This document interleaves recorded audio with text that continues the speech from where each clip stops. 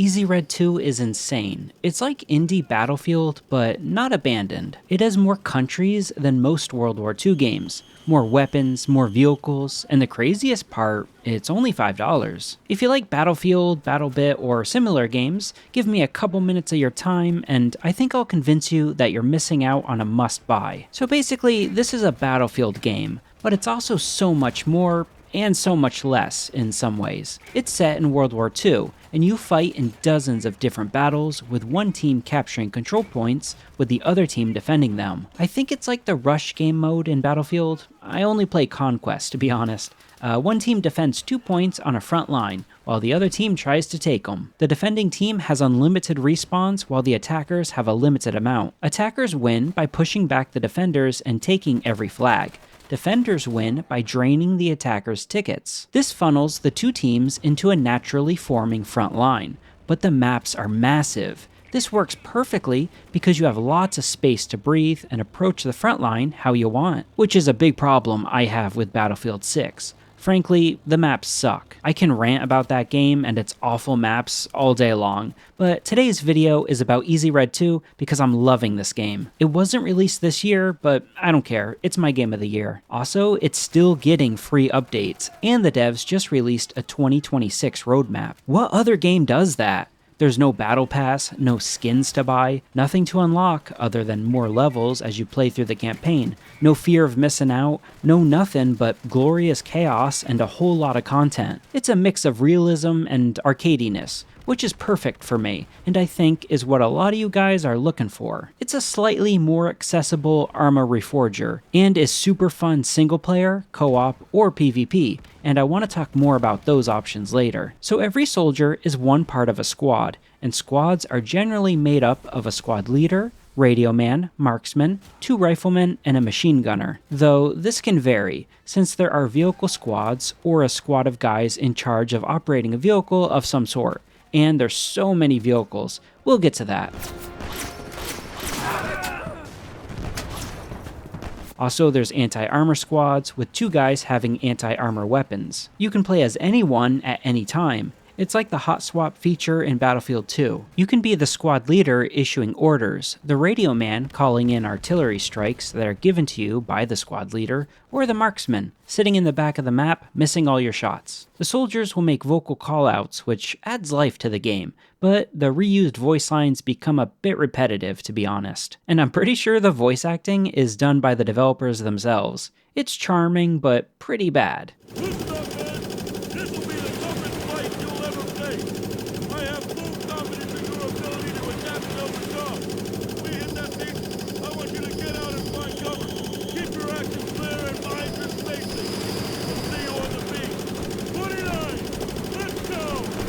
This is just one part of how dynamic this game is. 1 minute you're sniping, the next you're dogfighting. But in Easy Red 2, it never feels forced, which is the huge difference. I can never catch my breath in Battlefield, and that's not a good thing. It sounds nice to imagine, but actually playing that, it's awful. The highs don't hit as high when there's no lows. It's called pacing, and this game's got it in spades. What's even funnier is those Battlefield moments, those absolute cinema moments that are unscripted but feel like they're out of a Hollywood movie. You know what I'm talking about.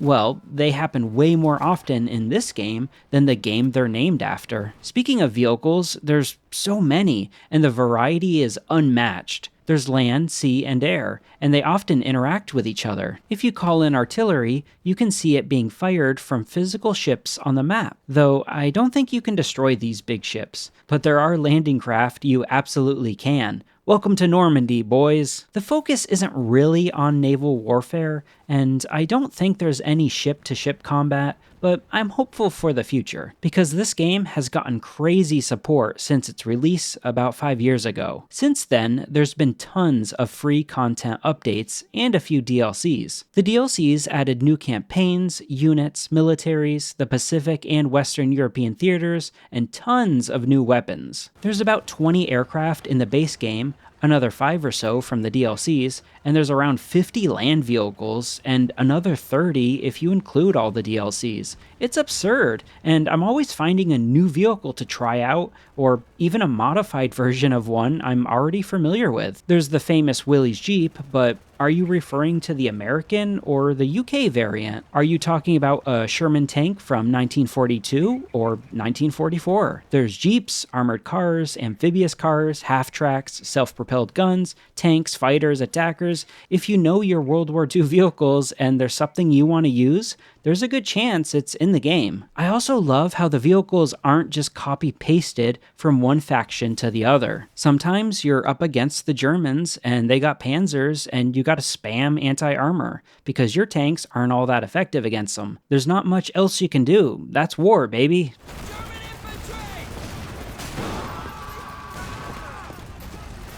I love this asymmetrical warfare. Not only does it play to the game's focus on accessible realism, but it also forces you into these unique and memorable situations. Beating someone in a chess match, that's whatever. Boring. Beating someone in a chess match when you started without half your pieces, that's interesting. There's also a really neat destruction mechanic to go along with these vehicles. Tires can become flattened, engines knocked out, ammunition catching fire and blowing the turret off a tank. You never really know how a vehicle will be disabled, or sometimes if it even is. Sometimes a tank will be non-functional but look threatening, just sitting there with no noticeable damage to it. You can also repair vehicles if you have a toolbox. But to be honest, one of my favorite things about the vehicles is that you'll get War Thunder-like notifications on damage you've dealt to them, damaging the hull, killing crew members, or flattening a tire. The game will let you know, and it's super satisfying. Vehicles also take different damage depending on both the angle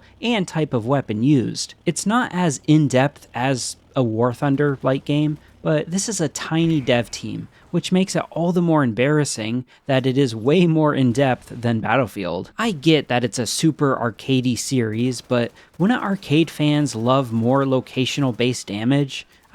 I think they would. I know I would. Of course, there's not just tons of vehicles. There's even more weapons and equipment. There's several different militaries in the game, and each one has their own unique equipment, vehicles, and even voice lines. And best of all, the Garand makes the most satisfying ping you've ever heard.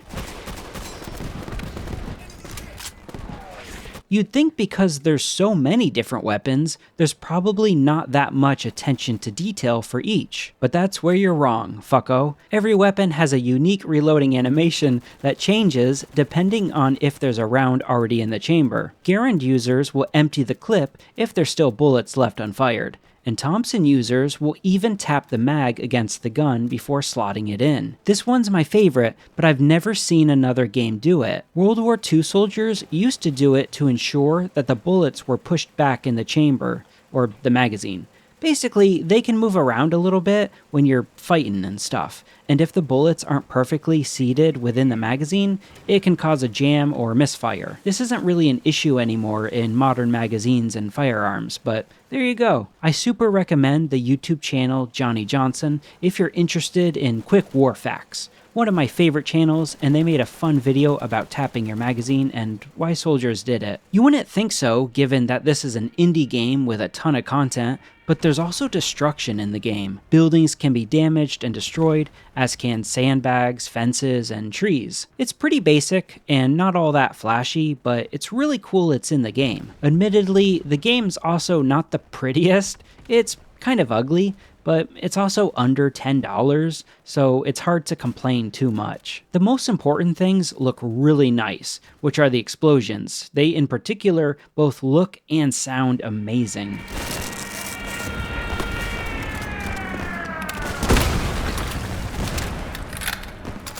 Did I mention the game's very positive on Steam? Did I mention you can also play co-op or PvP? And did I mention it even has cross-play with consoles? I should also mention that it has a mission and level editor too. It's just a ridiculous package. I'm half expecting a future update to give me traffic updates for my local area. This game should be the poster child for indie games. Now, obviously I'm a huge fan, but there's some big issues I should bring up. There are campaigns that take you around the world, but they're really just a linear series of battles. There is no plot, no characters, or anything scripted, for better or for worse. Though every soldier is given a randomly generated name and lists their date of birth and death date when they're killed, which I appreciate. It's a really cool little feature. Evidently, the dev tried making a single-player World War II shooter in the past, and it was pretty terrible, so good on them for playing to their strengths. Still, if you're not looking for a sandbox,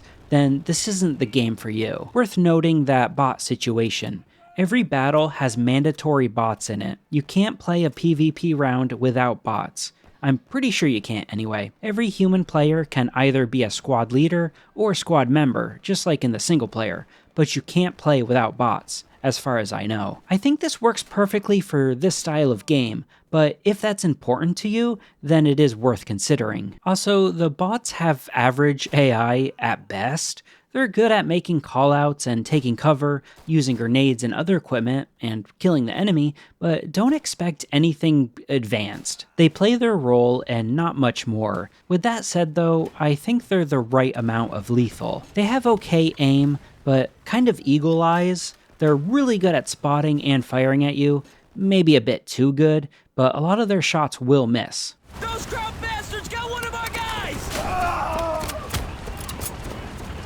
Of course, if you're not careful, they will take you out, and sometimes a random bullet will land and kill you even if you're in cover. It reminds me of Brothers in Arms in that way. You can also fine-tune the difficulty in a million different ways. If you want to make the enemies more or less accurate, you can do that. If you want to give yourself more health, you can do that too. You can change a whole bunch of settings, so you can really tailor the experience into something you want. When you do take damage, you can use the medic system. Sometimes soldiers are down but not out. Medics can revive them from this down state by using their equipment from their inventory. If enough time passes, the wounded soldier will bleed out. If you have medical equipment, you'll have 3 medical supplies you can use. There'll be an icon of what equipment you need to use over the down soldier. If you match up the equipment you use with that icon, you'll revive the soldier. If you mess up, it just doesn't do anything. It's a simple but neat system.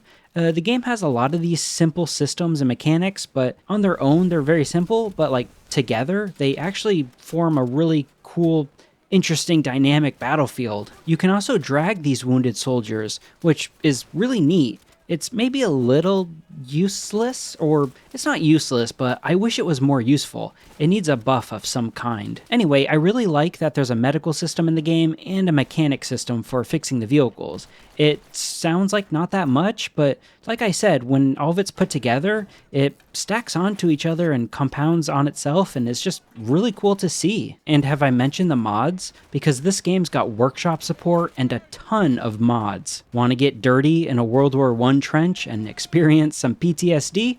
There's a mod for that. Want to defend your bomber while attempting to fly into Germany? Fighting off enemy planes while cramped in a bubble turret? There's a mod for that. Want to fight Russians in Ukraine?